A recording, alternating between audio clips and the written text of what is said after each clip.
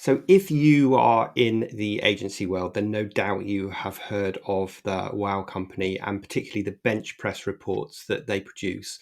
So, in this two-part special, I am super excited to be joined by Rory Spence. Now, Rory loves helping ambitious agency owners who want to grow more profitably and sustainably. And he's helped thousands of agencies across the UK, advising them on pricing strategies, project management, and financial processes, all focused on helping them increase their profits, which is music to my ears and will be music to yours as well. So I'm super excited to jump in all things pricing and profits with Rory today.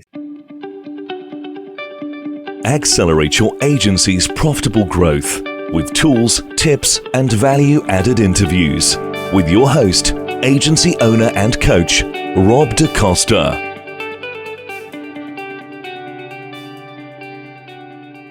Welcome, Rory. How was that for an introduction, and how has your life been in this past strange year? Oh, thanks, Rob. Thanks so much for having me on. I've been very well, thank you, and it's great to be here.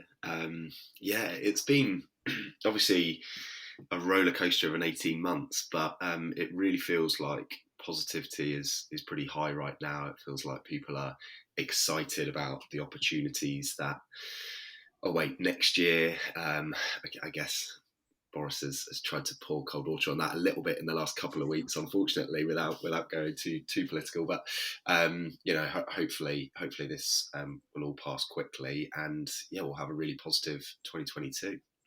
And how have your agency clients typically fared throughout this crazy kind of last 18 months? Yeah, I think as everybody can probably relate to, back in, when was it, March 2020, when everything kind of kicked off and we were forced to work from home and go into that first lockdown.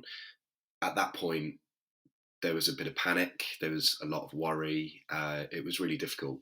And I think the positive news is, I think for a lot of people, it was nowhere near as bad as actually what they were maybe expecting.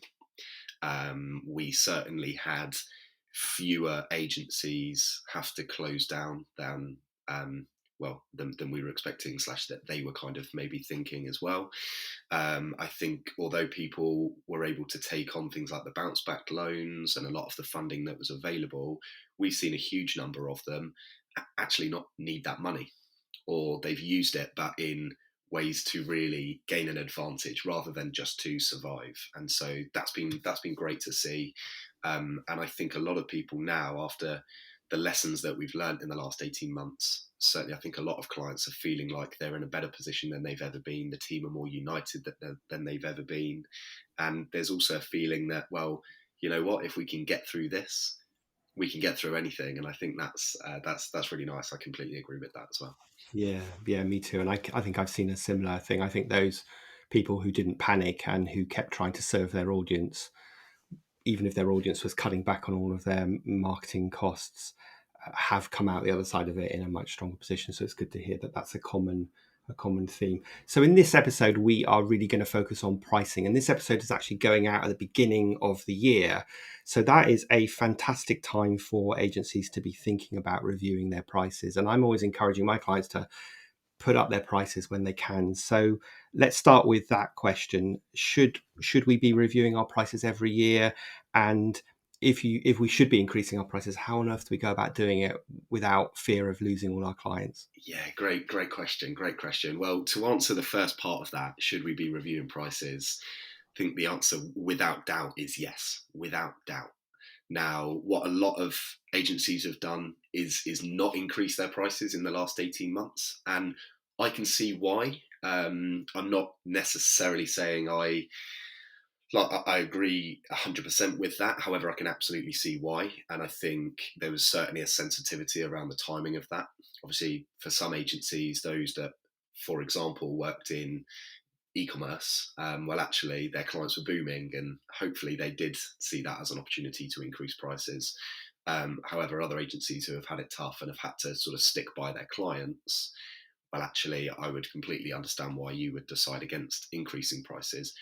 What I'd add to that, though, and what I'd say, not just in the 18 months we've had, but really in business in general, everything is getting more expensive, right? Your staff don't turn around at the end of the year and say, you know what, actually, I think I might take a pay cut this year. Do you think we could organise that? They're all asking for pay rises. Rent is going up. General costs of business are going up. Cost of living is going up. And therefore, if you're not increasing your prices, you are squeezing your own profit margin. It is quite simple that that's what's going to happen, because your prices, your costs will be going up. So 100% you should be thinking about doing that. I completely agree, Rob.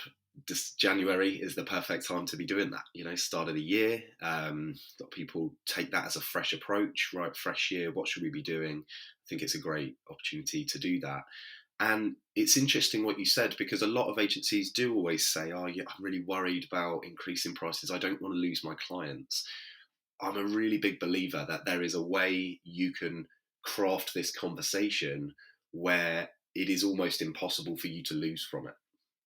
And to really dive into that, I think it's in this specific phrase that you can use. So when thinking about increasing your prices, and I'm sure we'll come back to this, Rob, maybe in more detail, but the logical place is often to start with your new clients. When you're pitching for new work, that's a great opportunity to increase prices. But don't forget about those existing clients. What you can do, how you can structure this conversation, is you can actually go back to them and say, "Hey, look, wanted to have a conversation with you, because when we first started working with you, you were down at this level in terms of an hourly rate or a day rate. Actually, this is what we charged you, and we still charge you that at this point now as well. Whereas actually, we're now taking on clients and they're up at this level. We're charging them a much higher hourly fee or day rate or however you charge it." And this is the interesting phrase you can say. You can just ask them, "How would you feel about bridging that gap?" That's a really interesting phrase, because, like I mentioned, I'm a big believer that it's really difficult to lose from this. There's kind of three possible outcomes from you asking this question. One is that they turn around and they say, "Absolutely not. We cannot increase our hourly rate by even a pound. If we do, we're going to have to go out and find another agency."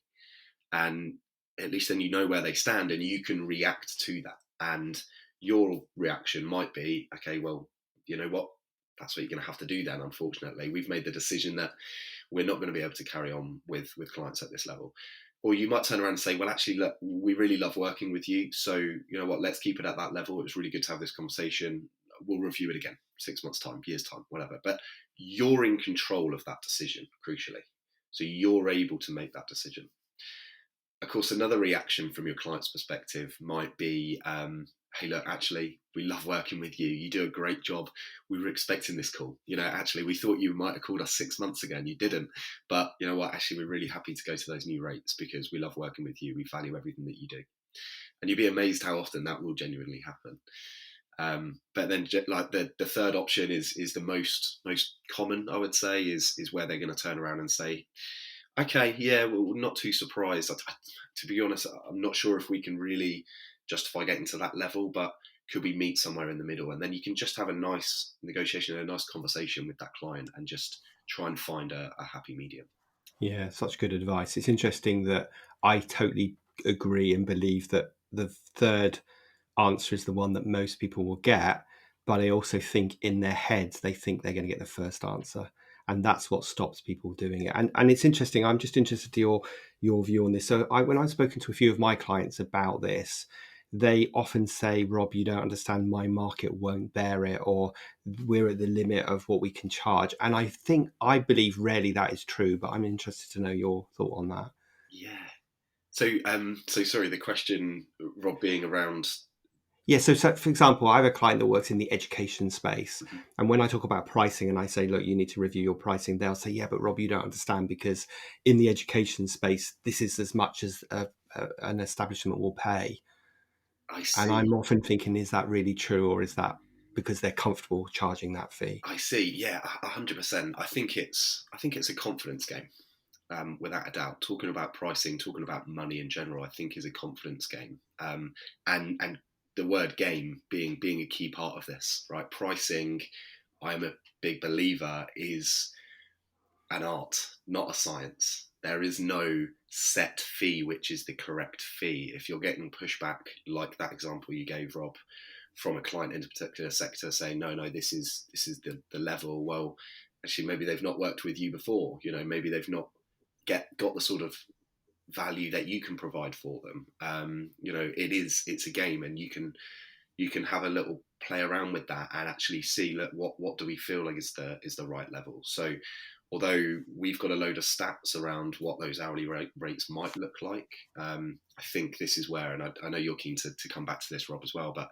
that conversation around value-based pricing, I think, Yeah, is a it's really the important. perfect segue, I think, because you were talking about hourly rates and daily rates just now, and I totally believe and get that internally we need to figure that stuff out, but externally we shouldn't be selling that to our clients. So let's jump into that thorny topic of value pricing, value selling, because it's one that I know you've had a lot and I've had a lot.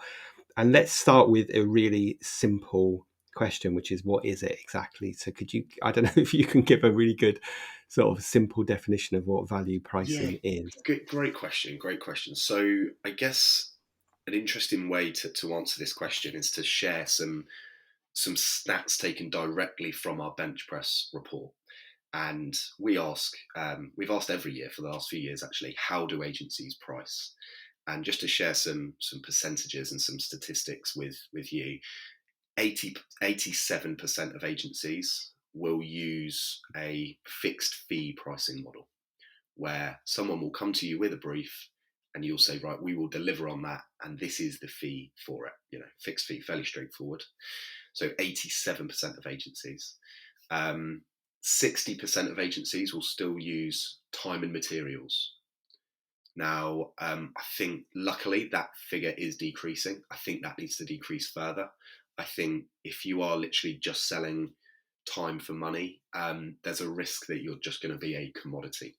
And in the sector that hopefully the audience is in that marketing sector, there are so many agencies. There are thousands of agencies out there. If you're not able to differentiate, and if you're just selling time for money, it's going to be tough. It's going to be really, really difficult for you. Then value-based pricing, and I will answer the question of what exactly it is, but just for some context, 23% of agencies are using value-based pricing. And that number has actually remained pretty constant. I thought it would have increased because there's more and more talk about it, but it's remained fairly steady.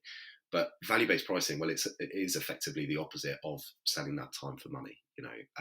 It's taking that out of the picture entirely, and it's working out what is the thing that you offer, what is the service that you provide, what is your sort of secret sauce as an agency that probably is very unique to you. It might be very unique to a particular sector that you're selling it to, but what is that unique and high value proposition that you provide that people will pay disproportionately for? And that's where value-based pricing can come in and be really, really powerful. Yeah, great definition. I always, when we're selling time and materials, we're selling inputs and outputs. Value based, when we're selling on a value based approach, we're selling outcomes and impacts, and that's what the client's buying. I think that fundamentally clients are never, ever, ever buying time. They might think they are, and there's a couple of flaws with that. One is that when you sell time, it assumes that the client has some expertise in what you do, because if you sell time, especially if you report on time and they start questioning, why did it take half a day to write this press release or to set up this digital campaign, and it assumes that they understand how long something should take. And you've probably heard me say this because I've said it many times on the podcast, but I always liken this to the dentist. If you've got toothache and you go to the dentist and they get rid of, and you're in agony and they get rid of your toothache in 15 minutes and they say that's £300, you would never say that is a lot of money for 15 minutes of work. Because if you did, the dentist could turn around and say, well, okay, if I took 3 hours, £100 an hour to get rid of your pain, would that make it more valuable? And of course, the answer is no. And we are getting rid of pain for our clients. And that's that secret sauce thing. It's like working out what's the pain that you're getting rid of. That's the outcome, the transformation from being in pain to not being in pain. We have no leads to we have lots of leads. Our brand is terrible to our brand is really strong. That transformation is what the client is buying.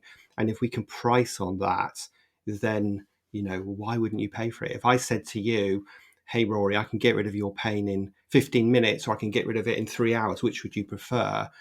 Well, of course, you're going to go for the 15 minutes. Yeah, it's a great analogy. I love that, Rob. It's just a really good way of making people have that kind of, yeah, I get it now. Yeah. So I think those stats are kind of interesting and slightly depressing that you said. I think people understand intellectually the concepts of value pricing, but I don't think they know how to implement it in a real way. So if I were a client that had traditionally reported on tasks and time, and I totally bought into this moving to a value-based approach, and I wanted to transition a client or even quote a new prospect, how would I go about it? What would the proposal look like, and how would you put the scope of work and the timelines and all that stuff together if you're just focusing on the value approach? Yeah, great question. So I think there's two parts to this. If you are an agency owner and you're thinking of moving into value-based pricing, the very first thing that you need to do is ask yourself two questions. And those two questions are, what can I be the best in the world at? And who can I be the best in the world at providing it for? So obviously the idea being here, how much can you specialize in terms of the services that you provide or specific service that you provide? Okay, so it doesn't necessarily have to be we're the best in the world at all 5 of these services that we offer. You might go that thing there, and it's often going to be more on the strategy side of things. Going back to that sort of term, like commodity. If you're providing a sort of straightforward service, that's not going to quite be it. It's going to be that strategy. It's going to be that advisory element. So what could you be the best in the world at there? And then, like I said, who could you be the best in the world at providing it to? So is there a particular sector that you could sell into? Are you specialist in healthcare or in travel, or in e-commerce? Work that out. And I think if you can answer both those questions, or even just one to begin with, to be perfectly honest, I mean, both is the ideal, but if you can answer one of those questions, that at least gives you a direction to go in, and that's where your focus should be when looking at value-based pricing. So that, without doubt, is the best place to start. And then what I'd encourage you to do, what will really help to transition you towards this idea of value-based pricing, is in introducing 3 pricing options. Now, this is something that gets spoken about a lot, across agencies and service-based businesses, that they should be doing, yet surprisingly still a huge number of agencies, well, 50% of agencies, it might be 49% of agencies, are still only giving 1 pricing option when they have pitches, or they're quoting for work. And I guess just to talk initially about the cons of doing it that way, if a client is coming to you with a brief and they're asking for a quote, and you just put 1 fee in front of them, and they're getting 3 other quotes from other agencies, you are just directly competing on price with those other agencies. Right now, they might like you more than another. They might value this piece of work that you've done in the past. They might have a good relationship here, but ultimately, like, a huge part of that comparison is going to be on price. You are either going to be more expensive or less expensive or as expensive. However, if you can move towards this model of offering 3 pricing options for every quote, for every piece of client work that you ever do, it will really, really leave you in good shape. And it affects so many different things. It is great for so many reasons. One is, of course, the value-based pricing side of things, which we'll come back to. But what it also means, just to use that example we were just giving there, where you're competing on price, well, actually, suddenly, if you were to put 3 prices in front of this client and they decide that they like you the most, they've got the best relationship with you, they trust you the most, you've got great content, then you've won, and then you're almost competing with yourself on price, because they'll then go, right, well, we want to work with these guys, but at what level? Because they've given me these 3 options here. And therefore it will massively help with your conversion rate. Now, the kind of science behind these 3 options, always offer your most expensive service or quote first, and that should be anchored high. So if you're moving from offering one pricing option to three, whatever your one would be, basically treat that as your middle option if in these three, and your first option should be considerably higher than that. So let's say you'd normally quote 25k for this particular project. Well, your first option might be 60. It might be 100. Like you work out what's right for you, but it's a genuine quote. It's a genuine breakdown of, hey, look, well, this is one level that we can work at. We can provide a service at this level, at 60k, and this is what you would get from us at that level.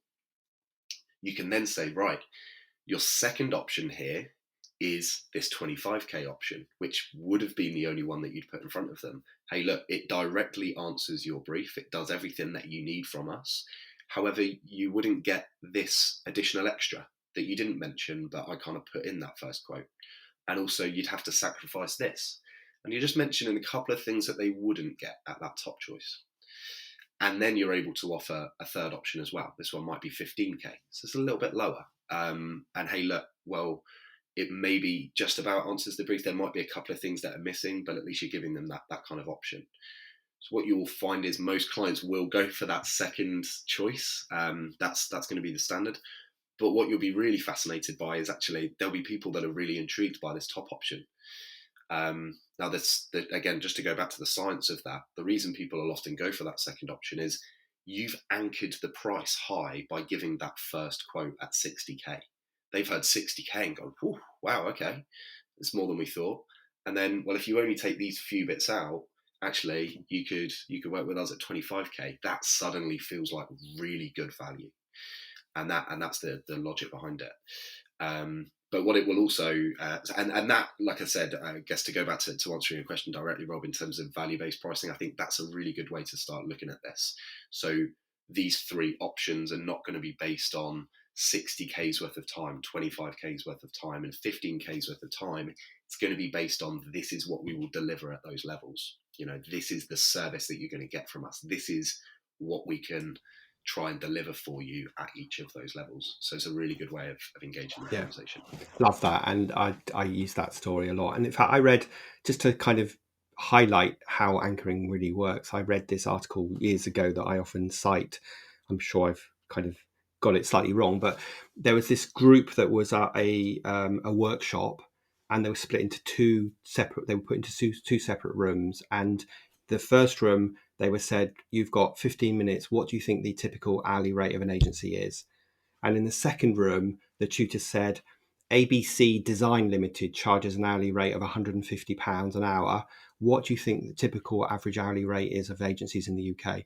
And the first group came back at, £80 an hour, and the second group came back at £120 an hour. Yeah. And that is a perfect example of anchoring to set that high point and then come up with an average. So I think that sort of highlights the point. And I can't really understand why people wouldn't use this three pricing price. It's something I tell my clients to do all the time. Right? It's a great piece of advice. And actually, listeners, if you take nothing else away from today's episode, then that piece of advice from Rory is a really good, really easy to implement.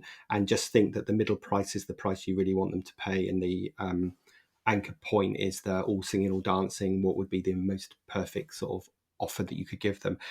Just talk. So the clients bought into that. Do you agree with me that internally we still have to break those projects down into hours and assign work to different people?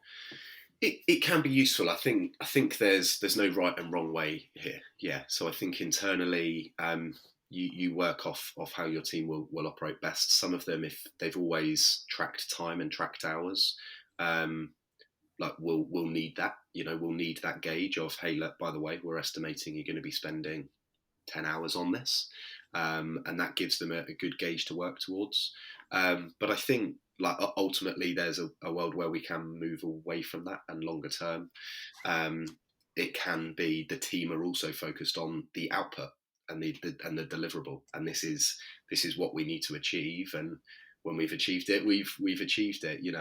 Going back to your dentist example, it's a really good one.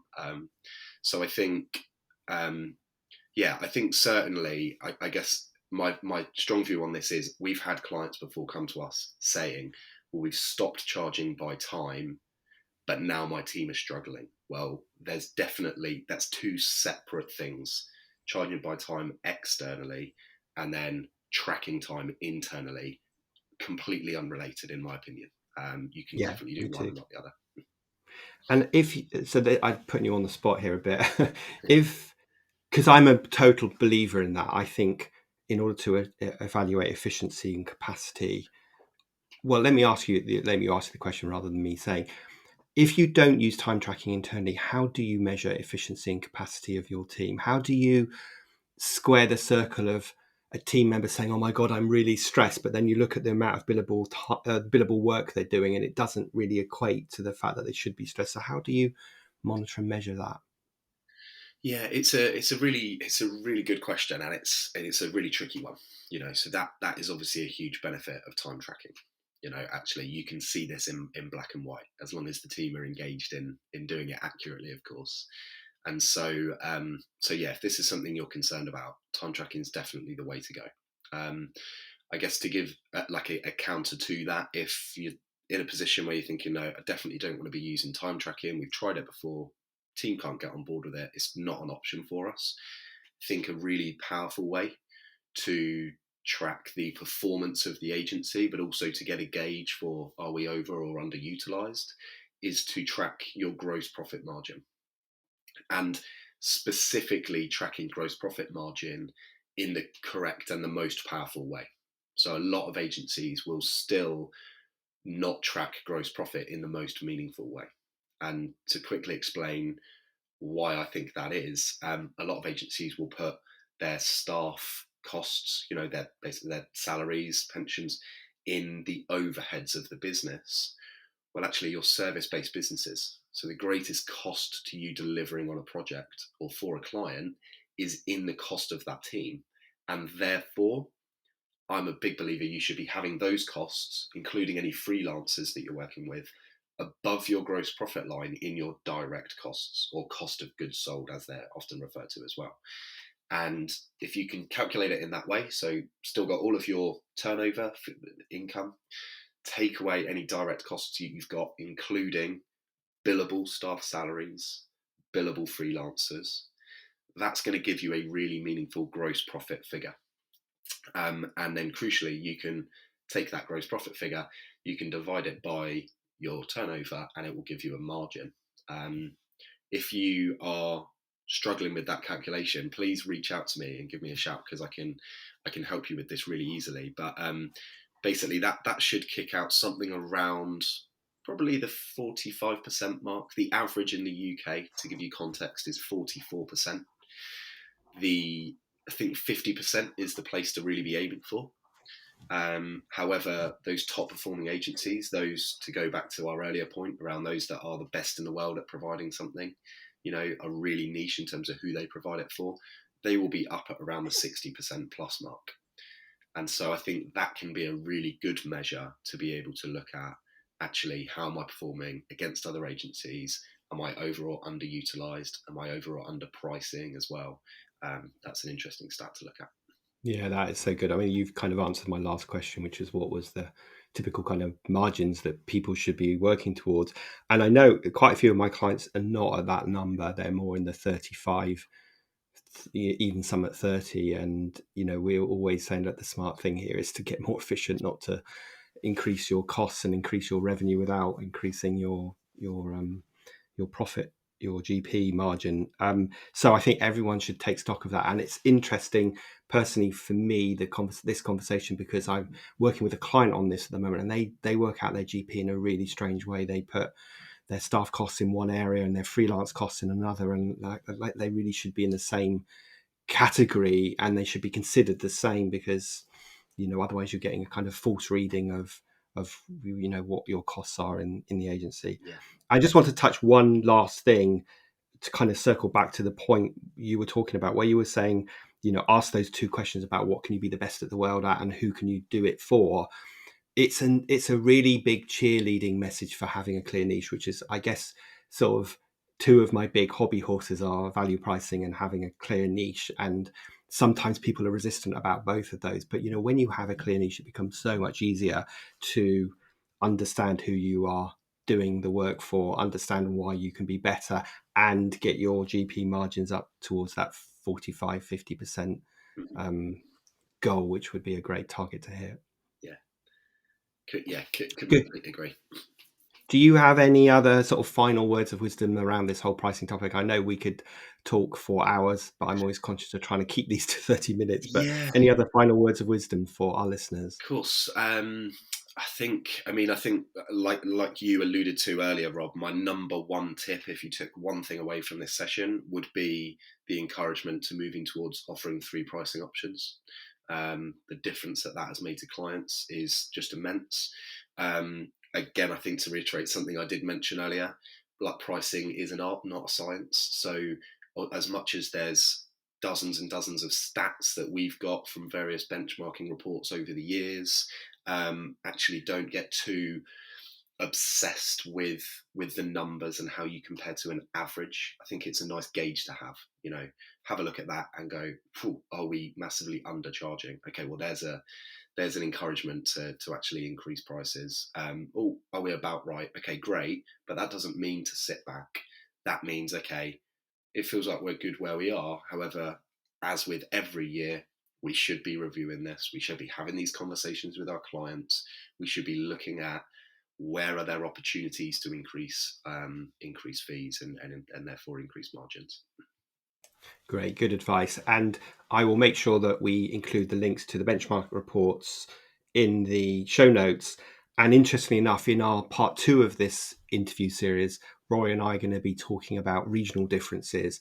And I know that the WOW Agency has just started producing some reports about different regions. So we'll be sharing that in the next episode. So make sure that you look out for that. But Rory, thanks so much for joining me today. I know that our listeners will have got a ton of useful insights from this, because I have, and I've made a bunch of notes of things I need to do. And I really like that where you talked about bridging the gap on pricing, because I'm going through the same thing myself. I've got some legacy clients that I haven't increased my prices for a long time. And when I do, I'm sure they're going to say, Rob, we've been waiting for you to do this, even though I run that fear of them, saying they don't want to work with me. But so we're all there. I found that really useful. I know our listeners. So thanks so much for joining me today. Absolute pleasure. Thank you for having me, Rob.